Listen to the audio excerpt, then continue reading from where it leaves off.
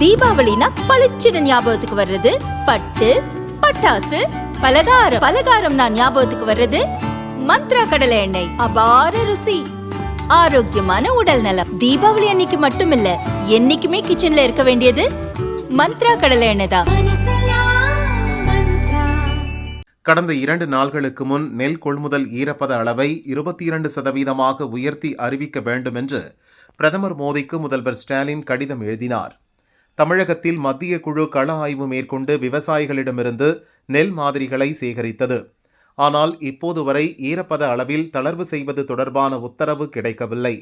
இது தொடர்பாக விரைந்து முடிவெடுக்க வேண்டும் என்று அதில் ஸ்டாலின் கூறியிருந்தார். இப்போது பிரதமர் மோடி தமிழகம் சென்று திரும்பியிருக்கும் நிலையில் முதல்வர் ஸ்டாலின் பரபரப்பு குற்றச்சாட்டை கூறியுள்ளார். அவரது அறிக்கை: கோவைக்கான மெட்ரோ ரயில் திட்டத்தை நிராகரித்துவிட்டு எந்த உறுத்தலுமின்றி பிரதமர் கோவை வந்து சென்ற ஈரம் கூட இன்னும் காயவில்லை. அதற்குள் நெல் கொள்முதலில் ஈரப்பதம் தளர்வு தொடர்பான தமிழக அரசின் கோரிக்கையை மத்திய அரசு நிராகரித்துள்ளது.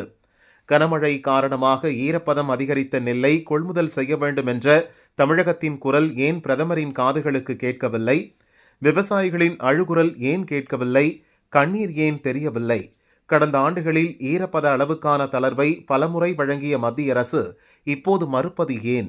கனமழையால் பாதிக்கப்பட்ட பயிருக்கு கோரப்பட்ட நிவாரணமும் அளிக்காமல் ஈரப்பத அளவையும் அதிகரிக்காமல் இருப்பது விவசாயிகளுக்கு எந்த விதத்தில் நன்மை செய்யும் என்று ஸ்டாலின் கேள்வி எழுப்பியுள்ளார்.